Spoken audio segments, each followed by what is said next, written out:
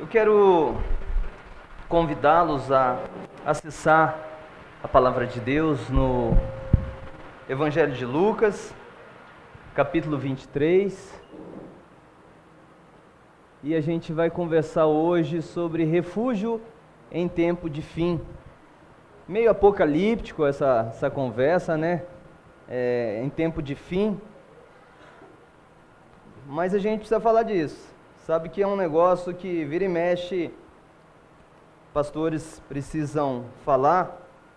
A vida e a dinâmica do pastor, às vezes, numa semana, ele passa por um aniversário, orando por aniversariante, mas é convidado, às vezes, também para sepultamento.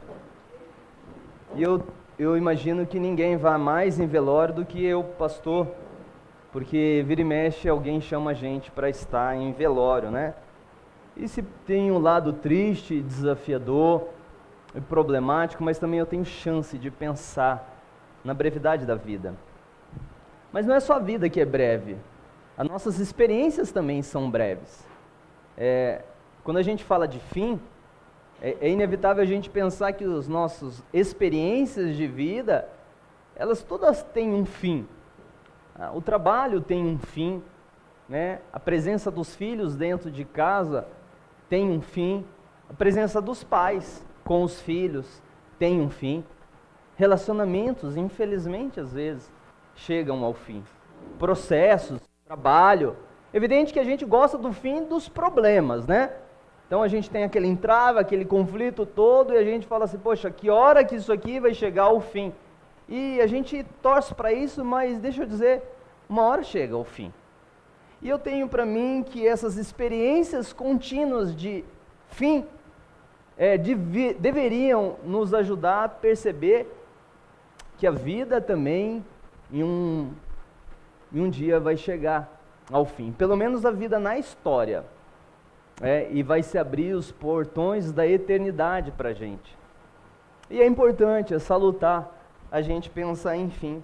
E eu vou ler com vocês um texto nas Escrituras que falam da oração como um refúgio, porque é isso que a gente tem conversado.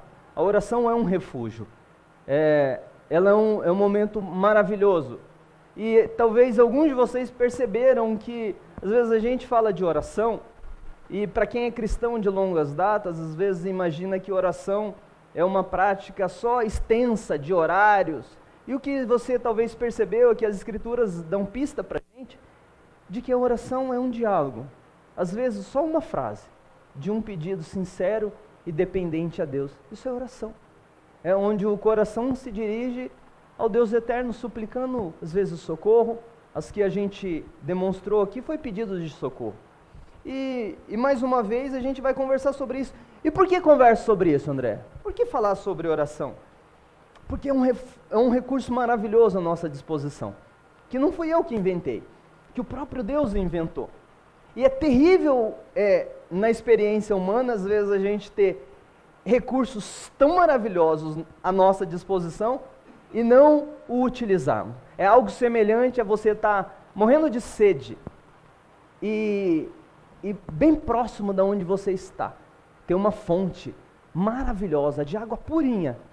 Que nesse calor você fala assim, que delícia, sabe? Aquela aguinha que você fala assim, agora vai ficar com vontade aqui, ó. Aí você toma. Agora pensa que terrível é você ter uma água para acessá-la, para bebê-la, bem pertinho de você, e você ignorar isso. E você não desfrutar. É uma analogia muito adequada e corresponde muito a essa prática da oração. E por isso passamos um mês falando. E aí, você fala assim, André, quem? Tomando conhecimento que tem uma água bem próximo dela, continua ainda com sede. Quem faria isso, André? André, isso parece estúpido. Você não precisaria gastar um mês falando que tem água do lado do sedento para que ele tome essa água. Então, não sei se eu concordo com você. Porque me parece que quando a gente fala de oração, dificilmente alguns de vocês aqui, ou a maioria, discordaria para mim. Seria fácil da gente concordar. Você concorda com essa analogia? Que oração, buscar o Deus eterno, ter acesso ao Deus Criador, falar com Ele, relacionar-se com Ele, é muito parecido com essa ideia de ser sedento e ter água para beber? Você acha que daria para a gente fazer assim, é uma metáfora adequada, uma analogia adequada? Eu acho que vocês todos concordariam. André, eu acho que é isso mesmo. Aí eu diria assim para você, ao longo desse mês, como está a sua vida de oração? Ao longo desse mês, você ouvindo essas palavras, você pegou a água? Estranho, né? Tenho para mim que nós não tomamos a água o quanto deveríamos. Não acessamos essa água que o próprio Deus ofereceu. Por que, André? Por que somos assim? Por que temos essa dificuldade? Eu penso que é uma dureza do coração, é incredulidade, é a maneira que nós fomos atingidos por aquele colapso chamado queda humana, o dia que o ser humano rompeu-se com o Deus Criador. E a gente vai ler um texto hoje que, curiosamente, a oração em si pode não ser muita coisa. Como assim, André? Passou o tempo falando de oração, agora vai falar que oração em si não é muita coisa? Olha que curioso. Capítulo 23 do Evangelho de Lucas, no verso 32, ele diz assim: E também eram levados outros 2 que eram malfeitores, para serem executados com Jesus. Quando chegaram ao lugar chamado Calvário, ali o crucificaram Jesus, bem como aos malfeitores, um à sua direita, o outro à sua esquerda. Mas Jesus dizia: Pai, perdoa-lhes, porque não sabem o que fazem. Então, para repartir as roupas dele, lançaram sortes. O povo estava ali e observava tudo. Também as autoridades zombavam e diziam: salvou os outros, que salve a si mesmo, se é de fato o Cristo de Deus, o escolhido. Igualmente os soldados zombavam dele e, aproximando-se, trouxeram-lhe vinagre, dizendo: se você é o rei dos judeus, salve-se a si mesmo. Acima de Jesus estava a seguinte inscrição: Este é o rei dos judeus. Verso 39. Um dos malfeitores crucificados blasfemava contra Jesus, dizendo: Você não é o Cristo? Salve-se a si mesmo, e a nós também. Porém, o outro malfeitor o repreendeu, dizendo: Você nem ao menos teme a Deus, estando sob igual sentença? A nossa punição é justa, porque estamos recebendo o castigo que os nossos atos merecem. Mas este não fez mal nenhum. E acrescentou: Jesus, lembre-se de mim quando você vier no seu reino. Jesus lhe respondeu: Em verdade lhe digo que hoje você estará comigo no paraíso. Quero te convidar a fazer mais uma oração. Senhor, há poucos oramos aqui. Santo Espírito, vem sobre nós, enche-nos do Senhor. Espírito Santo de Deus, nós clamamos, ó Pai, abre os nossos entendimentos, o nosso coração. Essa é a Tua palavra, Senhor, é o Teu Espírito que dá vida a ela e faz ela explodir corações endurecidos. Move-nos na Tua direção, Senhor, que é o melhor lugar para estarmos. Em nome de Jesus, o Salvador, é que oramos. Amém. Olha, gente, a morte de cruz era a pior sentença para uma pessoa no contexto do Império Romano. Imagine você que para aquela sociedade existia penalidade de morte. As pessoas eram sentenciadas. O Império Romano fazia isso nos lugares que ele dominava, que era um jeito dele demonstrar o seu poder, a sua força e também inibir qualquer tipo de revolta. Imagina, era um império dominando regiões de estrangeiros, e eles colocavam pessoas para governar, colocavam soldados, e quem saía da linha e afetava e questionava as leis deles em níveis que eles achavam assim, desse nível não pode passar, eles sentenciavam com essa pena terrível. E essa pena era cruel em muitas instâncias. Primeiro pela vergonha pública, porque o sentenciado ele tinha que tomar a cruz, que ele seria crucificado nela, aquele madeiro pesado, carregar ele por todo o centro da cidade. Por que eles faziam isso? Para a multidão perceber assim, olha, isso aqui acontece com quem desafia o império.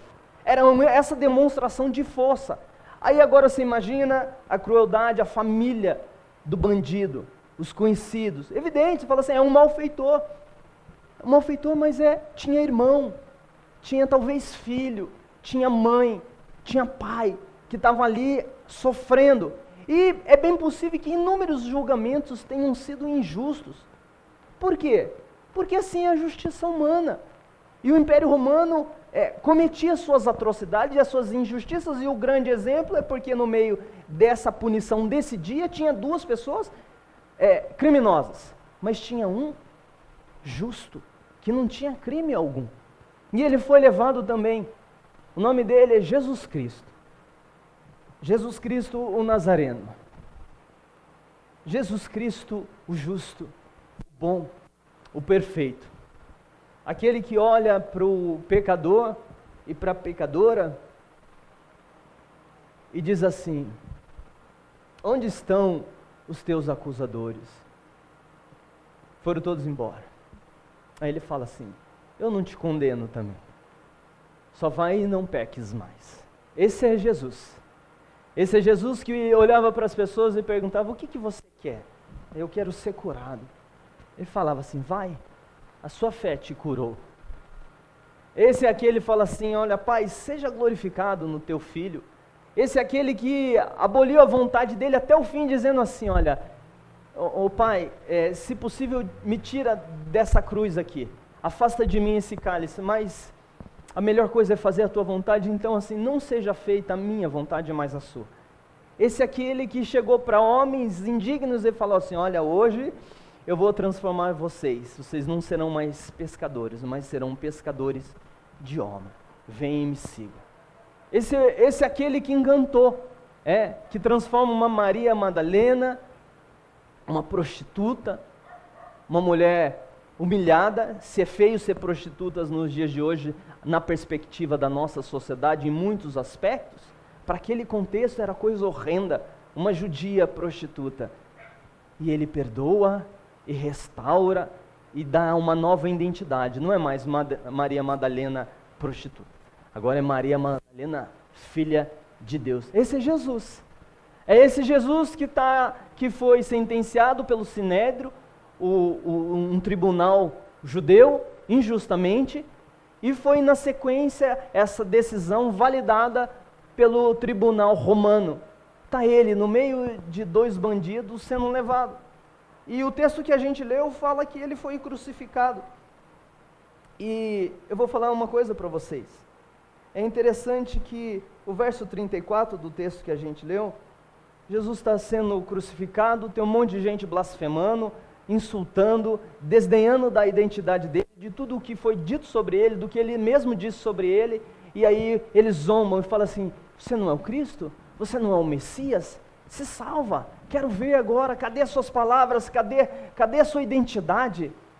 E Cristo, naquela ofensa toda, depois de ter sido espancado, esnobado, ele fala assim: Pai, perdoa eles, porque eles não sabem o que fazem. Jesus é um intercessor. Eu não sei se você sabe disso, mas as Escrituras falam sobre isso, que Ele intercede por nós. Ele intercede por nós. As Escrituras dizem assim que nós temos um advogado junto ao Pai. É Jesus Cristo justo. O que Jesus faz? Jesus continua a sua obra intercessória. Essa obra aqui de orar por malfeitores é a obra que Cristo continua fazendo. Ele continua junto ao Pai dizendo assim: Pai, perdoa o André, que não sabe o que faz. Pai, não leva em conta o erro dele, dela, deles. Perdoe-os. Eu levei o erro deles, eu levei a culpa deles. Dê perdão para eles. Esse é o nosso Senhor Jesus. E é interessante que está em João, o Paulo vai falar isso em Romanos. Paulo fala assim, esse mesmo entendimento Paulo tem em Romanos 8:34. Quem os condenará? É Cristo Jesus quem morreu, ou melhor, quem ressuscitou, o qual está à direita de Deus. E olha o que diz o texto, e também intercede por nós.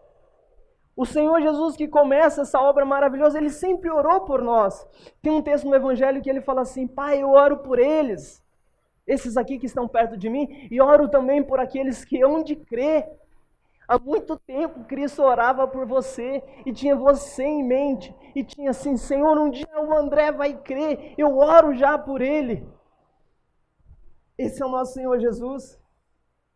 Gente, o apóstolo Pedro, quando prega, segundo o sermão dele narrado em Atos capítulo 4, diz assim, este Jesus, ele está falando dentro do templo, tinha vários líderes judeus, ele dizia assim, esse Jesus é a pedra que vocês, os construtores, rejeitaram. Ele está fazendo referência a um texto do Antigo Testamento, e aquela audiência entendia essa nomenclatura, pedra que os construtores rejeitaram, porque o Antigo Testamento dizia que haveria um fundamento, uma pedra, onde tudo se firmaria. Era essa uma das analogias para se referir a Cristo. E olha que interessante, esse Jesus é a pedra que vocês, os construtores, rejeitaram, mas ele veio a ser a pedra angular. E quem entende de engenharia um pouquinho, sabe, a pedra angular, aquela que dá base, firma toda uma construção.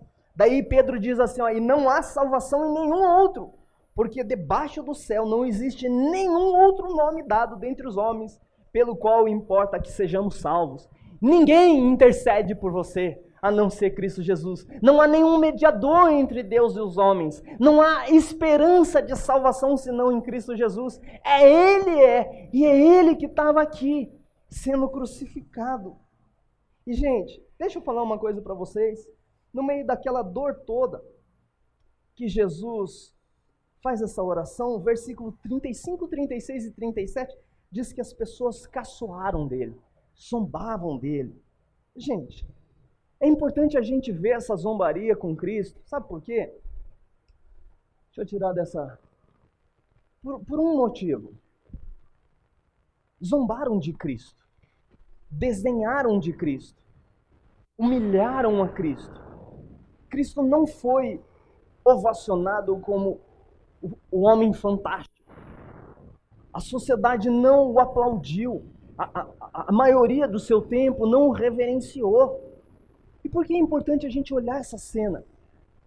Porque eu tenho para mim que esse é um anseio das nossas vidas.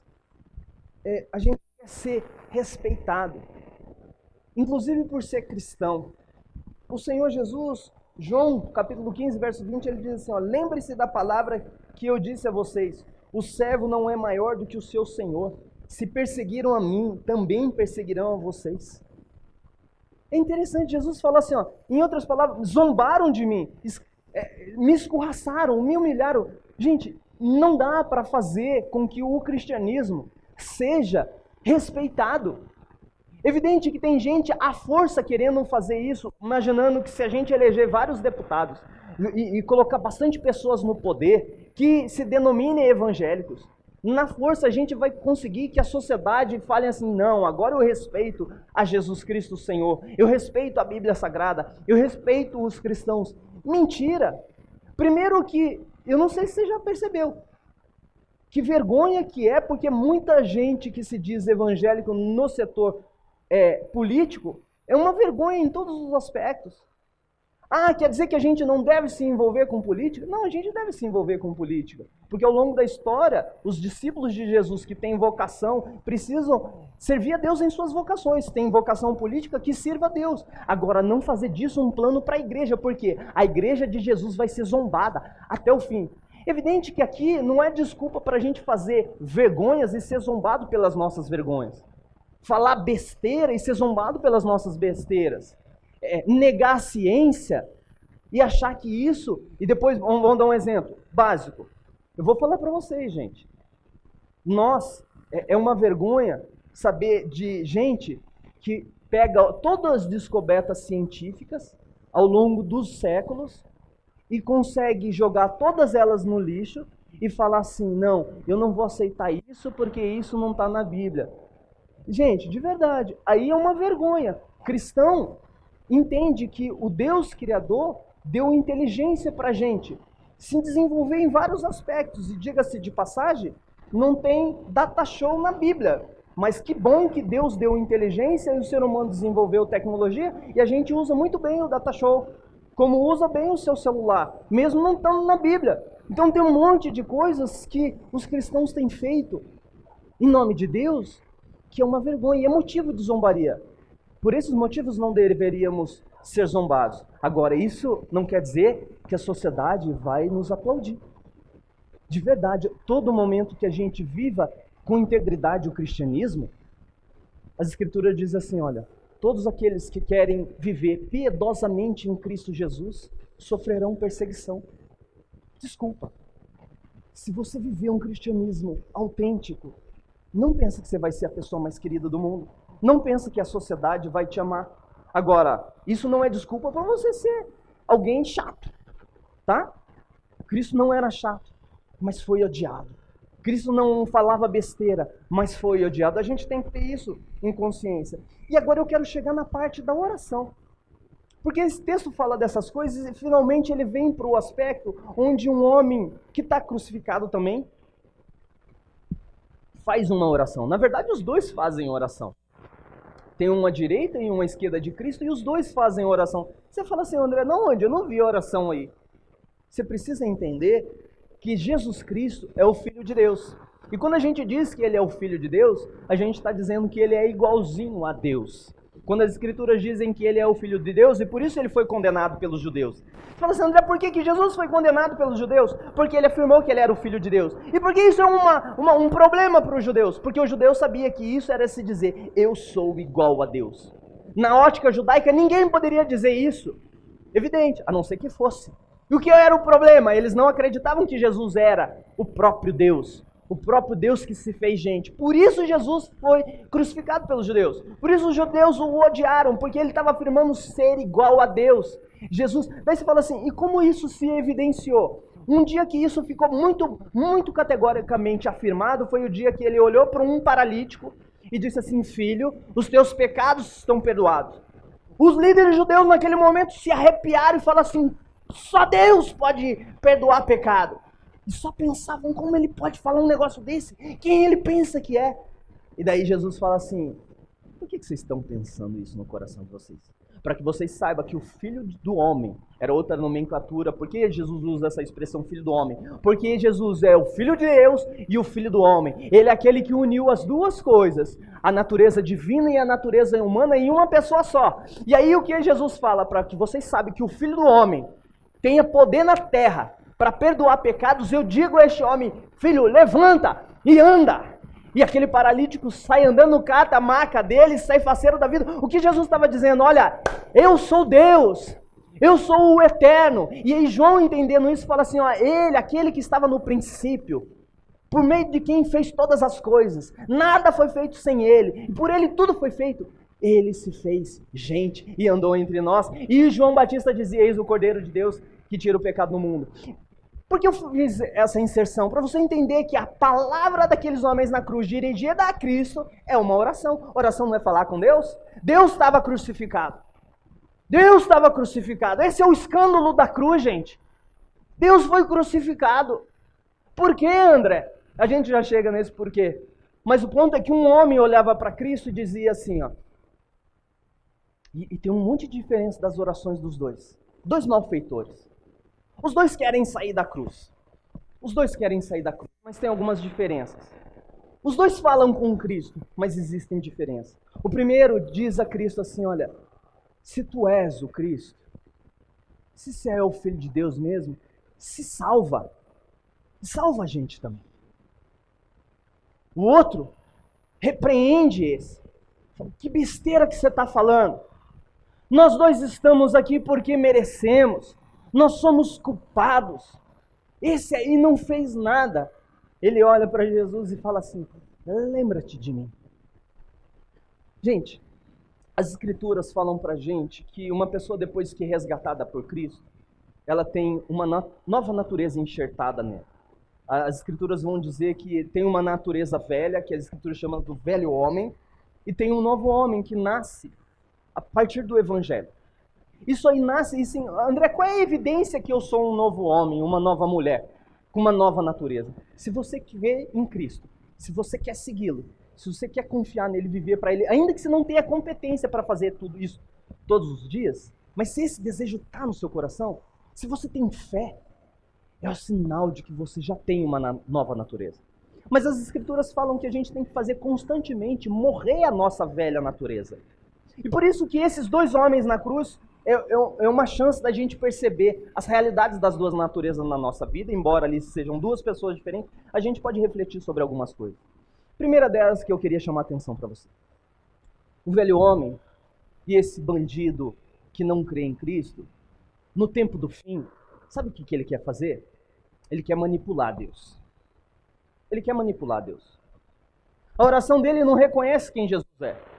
A oração dele não olha a majestade de quem é aquele que está do lado dele. A oração dele é só um olhar para si mesmo. Um olhar para si mesmo duvidoso acerca de quem é Deus. Um olhar para si mesmo que não enxerga as próprias debilidades. E por outro lado ele chega para manipular e fala assim para Jesus: olha, prova aí que você é quem você diz ser. E se você é mesmo quem você diz ser, sai daí e faz o seguinte, tira a gente daqui.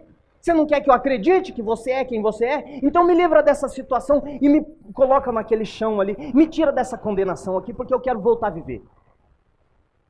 Essa é a oração do velho homem. É uma oração. É uma oração dirigida para Deus, mas cheia de defeitos, cheia de equívocos. Ela é incrédula. Ela não reconhece a pessoa para quem você está orando. Ela é egoísta, ela só está pensando em si mesma. Ela é torta, ela é terrível porque ela é falsa, ela não admite as fraquezas, ela não admite as culpas, ela não admite a responsabilidade sobre aquela própria situação. Alguém que ora desse jeito, costumeiramente chega para Deus e fala assim: se o Senhor é Deus mesmo, resolve esse meu problema para que eu continue a te seguir. Se o Senhor é Deus mesmo, muda essa minha situação aqui. Vamos aí, Deus, trata de me agradar. Eu vou dar uma chance para o Senhor, Deus. É esse tipo de oração. Eis aí a sua oportunidade, Deus, de o Senhor mostrar para mim mesmo e provar para mim que o Senhor é poderoso, que o Senhor é amoroso. Gente, você vê o nível do ridículo disso? Mas esse é o coração humano. O coração humano que não crê na pessoa de Cristo. E por outro lado, olha que glória da outra oração. A glória da outra oração. A oração do novo homem. A oração de alguém que foi impactado pela imagem de quem é Cristo. Essa oração faz a gente assim, ó. Eu sei um pecador que eu sou. Eu não estou nessa situação porque o mundo é mau. Essa é a oração desse segundo homem. Eu não estou nessa oração porque o império não presta. É evidente que o império não presta. Eu não estou nessa oração porque os meus pais erraram e a sociedade é vilã. Eu tô aqui nessa cruz, Jesus, porque eu pequei. Eu sou um malfeitor, eu sou um condenado. Essa é a primeira coisa. A segunda coisa, eu sei que o Senhor não devia estar nessa cruz. Eu sei que essa cruz era minha, não é sua. Oração em tempo de fim deve levar a gente para essa situação. Essa cruz era minha. De verdade, gente, quando a gente pede a perspectiva que essa cruz era nossa, a gente é muito ingrato. A gente fica ensimesmado nos nossos projetos. A gente fica exigindo e demandando Deus, que Deus prove amor para conosco. E as Escrituras já falaram assim, olha, mas Deus prova seu amor para conosco, que Cristo Jesus morreu por nós, sendo nós ainda pecadores. Essa é a verdade das Escrituras, mas quando a gente perde isso de vista, perde Cristo de vista, a gente acha, não, o Senhor devia estar onde o Senhor está mesmo, quem não devia estar onde estou sou eu. A minha vida que está errada, o Senhor devia estar na cruz mesmo, agora eu não devia estar sofrendo o que eu estou sofrendo. Você percebe? Que terrível! E aí essa oração que esse homem faz, ele lembra, olha, e aí é algo glorioso, gente, que eu quero essa oração desse malfeitor, porque esse malfeitor orou de um jeito que eu preciso aprender. Ele via Cristo ali na cruz e enxergava o reino. Você imagina que coisa gloriosa? Ele via alguém crucificado, aparentemente frágil, derrotado, nu. Gente, pensa no nível da humilhação. Cristo estava nu, exposto, uma vergonha, foi humilhado. E aquele homem olha para Cristo e vê um Cristo vencedor, poderoso, triunfante, e fala assim, ó, lembra de mim quando você chegar no teu reino. Quem ora, quem se aproxima de Jesus não vê os aparentes fracassos do momento da história. Sabe, se olha para Cristo, na oração você vai parar de ver que a sua vida está uma desolação. Sabe por quê? Porque você vai parar de olhar para a sua vida. Você vai começar a ser instigado a olhar para a vida de Cristo. E a consideração dele, é o seu reino que vai vir. É o Senhor que vai triunfar. E eu só tenho um pedido para o Senhor. Porque a gente pode se incluir na oração, não tem nada de errado. Só que essa inclusão vem assim, ó. Não esquece de mim, não. Não me dá um lugar não foi essa oração me dar um lugar privilegiado, não me dá determinadas coisas, não deixa eu reinar com o Senhor, nada, gente. A oração de um pecador arrependido é só assim, ó. O Senhor tinha todo motivo para esquecer de mim e eu só tenho um pedido. Não esquece de mim. Ah, gente, eu preciso dessa oração. E sabe como é as palavras do nosso Senhor que sempre responde oração humilhada? Ele diz assim, ó. Hoje mesmo, você vai estar comigo no paraíso. Hoje mesmo. Sabe, eu li esse texto, eu preparava essa mensagem, eu só fiz uma oração. Ah, Senhor, me ensina a orar desse jeito, só com um pedido. Não esquece de mim. Só isso. No teu reino, não é no meu reino, Jesus. No teu reino, no teu triunfo, na tua obra sobre o mundo, em tudo que o Senhor está fazendo. Lembra de mim aí e me acha um espacinho para mim participar e não ficar longe do Senhor, porque eu quero ficar com o Senhor. Você vê, ele não ora para sair da cruz que nem o outro. Ele não ora desafiando a identidade de Cristo. Ele não ora questionando a sua circunstância, dizendo assim, eu não mereço. Por favor, gente, deixa eu falar uma coisa para você. Eu não sei o seu sofrimento. Eu não sei o tamanho da sua dor. E certamente você está sofrendo mais do que eu. Com certeza. Bem mais do que eu. Mas a cruz diz para mim que eu e você merecíamos um sofrimento muito maior. Muito maior. Você precisava sofrer muito mais. Porque o salário do pecado é a morte. E a morte eterna. É sentença eterna. Cristo não foi ali apenas para adoçar a nossa vida no aspecto das nossas circunstâncias. Ele foi fazer a coisa mais gloriosa do mundo, te livrar de viver sem Deus para sempre. Ele agora está te dando assim, ó, viva no meu reino está entre vós, eu estou fazendo você nova criatura, você vai viver comigo para sempre. O céu é o nosso limite, a história é transitória, somos chamados de peregrinos. Somos chamados de gente que está de passagem. E não é passagem só para você curtir a vida e se sustentar, não. É para você ser aquela pessoa que ora, Senhor, venha o teu reino, seja feita a tua vontade, venha o teu reino. Essa é a nossa vida. Essa é a nossa vida. Por que ele estava na cruz? Para te reconciliar. Sabe, hoje eu li um texto, Salmo 22, li na reunião do conselho. E o Salmo 22 é uma oração de Davi que diz assim, Deus meu, por que me desamparaste? Salmo 22, lembra quem repetiu essa oração, né? Nesse momento aqui, ó. E eu lembrei o conselho seguinte, Cristo foi desamparado. O colapso inexplicável para os teólogos aconteceu naquela cruz. Sabe por quê? Porque o pecado foi castigado em Cristo. Toda maldição do pecado humano, toda ofensa de um Deus santo e poderoso foi derramada com potente fúria sobre Cristo. E naquele momento os teólogos, às vezes, para a gente entender, dizem assim, que o Deus Pai virou as costas para o Deus Filho. Por quê? Porque Deus não se vincula com o pecado. Por isso, naquele momento, Cristo sentiu a separação com o Pai. E ele diz, Deus meu, por que me desamparaste? A resposta hoje a gente tem. Eu e você merecíamos o desamparo. Deixa eu dizer para você, essa é o início da grande obra do Espírito na vida de uma pessoa. Ele convencer que você precisa ser desamparado. Ele convencer você que você merece o afastamento de Deus. Você não merece amor, você não merece bondade, você não merece nada disso. Os seus erros, as suas falhas te colocam numa situação de condenado. Mas o que aconteceu na cruz? O Senhor Jesus foi desamparado para que quem crê nele não precise ser mais desamparado. Jesus foi desamparado para que você não precise. Se você crê em Cristo, essa palavra nunca vai ser para você, porque Ele foi desamparado. Eu li isso para eles para dizer assim, olha, nós não seremos desamparados, a igreja não será desamparada. E deixa eu dizer para você, se Ele não te desamparou lá naquela cruz, você não vai ser desamparado agora. Não importa o que aconteça, Ele não vai te desamparar. Mas preste atenção nessa oração. Lembra-te de mim, é a melhor oração. No teu reino, diz respeito ao reino dele, diz respeito ao protagonismo dele. Esse é o lugar maravilhoso que a oração nos coloca.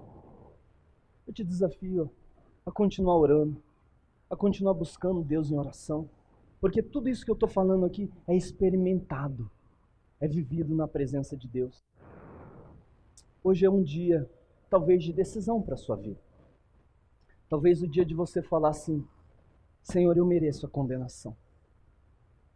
Eu mereço, talvez essa situação específica não fui eu que ocasionei, mas perto de toda a maldade que eu tenho contra o Senhor, isso aqui é pouco perto do que eu mereço. Eu te peço perdão, Deus. Lembra-te de mim.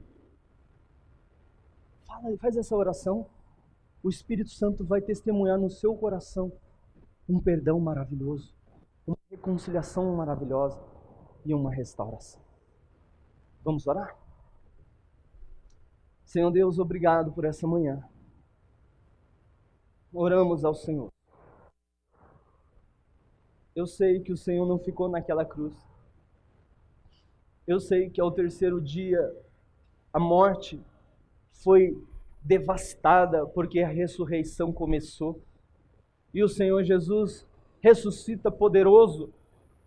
E poderoso que é, manda os discípulos pregarem o Evangelho. E hoje a gente está aqui porque a ressurreição aconteceu, porque os discípulos testemunharam e a gente continua testemunhando. Jesus Cristo, o Filho de Deus, tem todo o poder e autoridade nos céus e na terra. E nós aqui, Senhor, hoje uma vez mais confessamos que merecemos a condenação, que nossos pecados são terríveis contra o Senhor, mas clamamos ao Senhor que a obra de Cristo seja o recurso para o nosso perdão, e oramos como aquele malfeitor, que não é mais um malfeitor, foi perdoado, é um súdito do reino. Oramos, Senhor, lembra-te de mim, lembra-te de nós. Senhor, tem gente aqui talvez fazendo essa oração, sela essa pessoa com convicção de perdão, sela essa pessoa com convicção de restauração, para que a gente caminhe com o Rei dos Reis e Senhor dos Senhores, o autor da nossa fé. Em nome dele, que nós amamos o Senhor, que nos sentimos perdoados e que vamos continuar a viver até que ele venha. Em nome de Cristo, oramos. Amém. Eu quero te convidar a fazer um gesto assim com as mãos. E eu vou declarar uma bênção aqui, que está nas Escrituras. E para aquele que crê, isso se manifesta como uma realidade. Que o grande amor de Deus, ao longo dessa semana, mostre que a sua identidade, quem dá, é Deus, e Ele te chama de filho amado. Que a gloriosa presença do Espírito Santo te faça viver como alguém arrependido.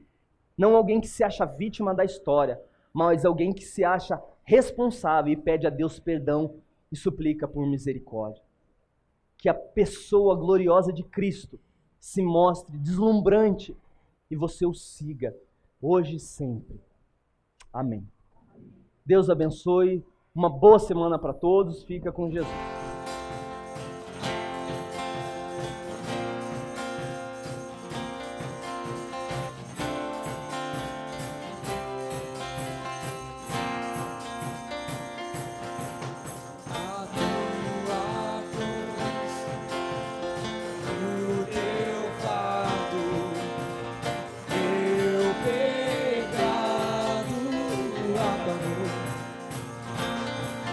E hoje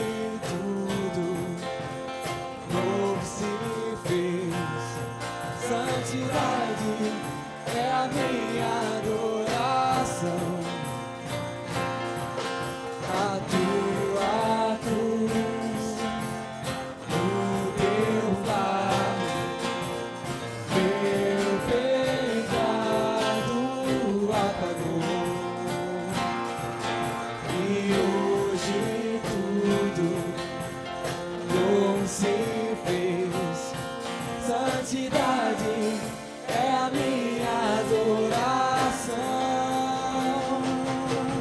Cordeiro Santo, Cordeiro de Deus, amado da minha alma. Cordeiro Santo, Cordeiro de Deus, amado Salvador. Tua cruz, a tua cruz, o teu fardo, meu pecado apagou. E hoje tudo novo se fez. Santidade é a minha adoração. Cordeiro Santo, Cordeiro de Deus, amado da minha alma. Cordeiro Santo, Cordeiro de Deus, amado Salvador. Mais uma vez. Cordeiro Santo, Cordeiro de Deus, amado da minha alma. Cordeiro Santo, Cordeiro de Deus, amado Salvador.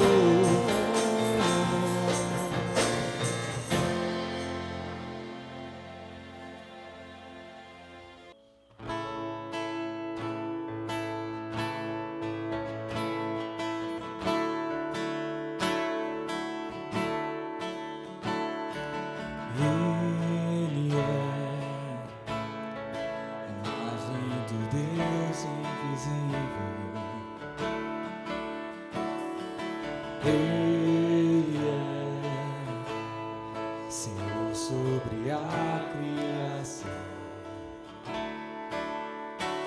pois nele foram criadas todas as coisas, nos céus e na terra. Sejam tronos, soberanias, poderes ou autoridade.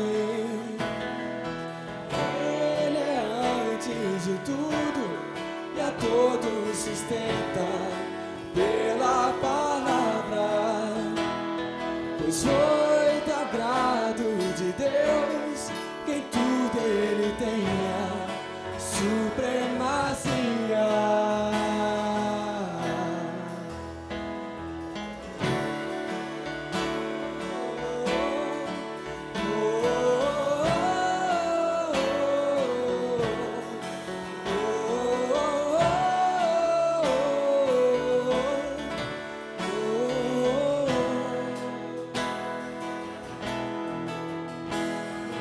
Ele é o resplendor da glória do Pai.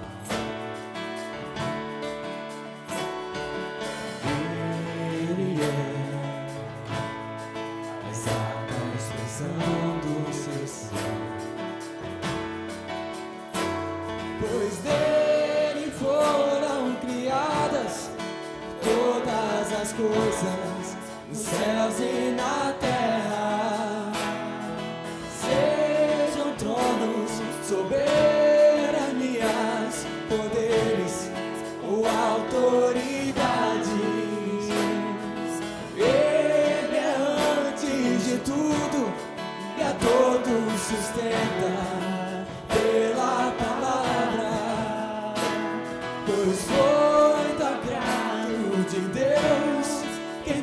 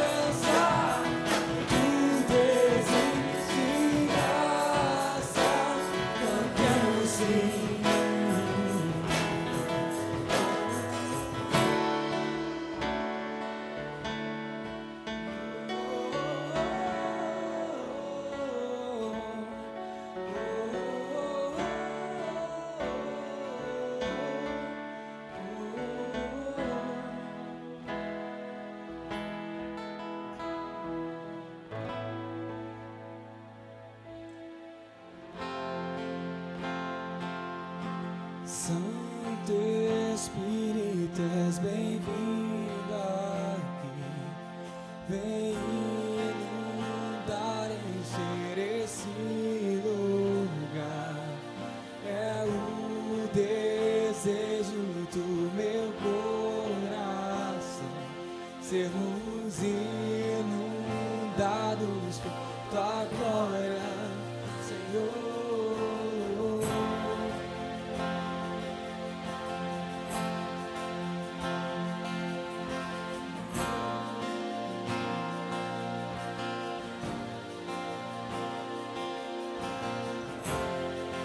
Não há nada igual, não há nada melhor a que se compara a esperança viva.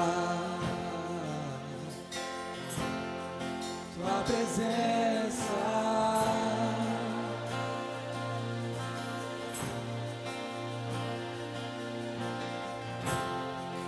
eu provei o mais doce amor que liberta o meu ser e a vergonha desfaz. Tua presença,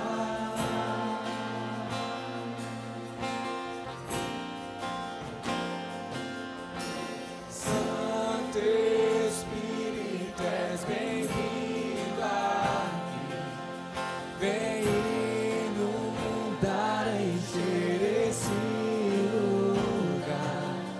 É o desejo do meu coração, sermos inundados por tua glória, Senhor.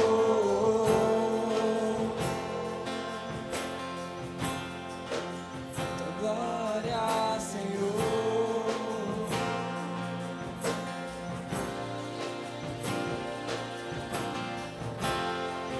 Não há nada igual, não há nada melhor a que se compara, esperança viva.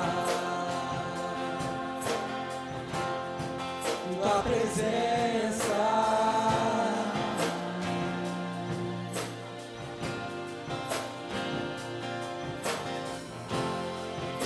eu provei e vi o mais doce amor que liberta o meu ser e a vergonha desfaz.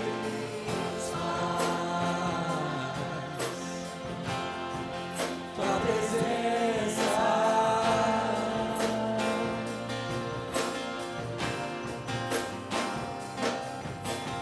Santo Espírito, és bem-vindo aqui. Vem inundar, encher esse lugar. É o desejo do meu coração, sermos inundados por tua glória, Senhor. Santo Espírito, és bem-vindo aqui.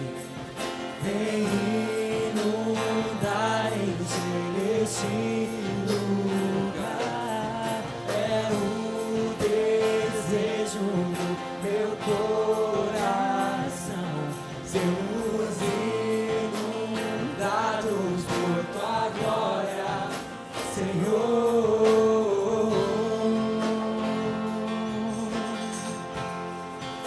Tua glória, Senhor.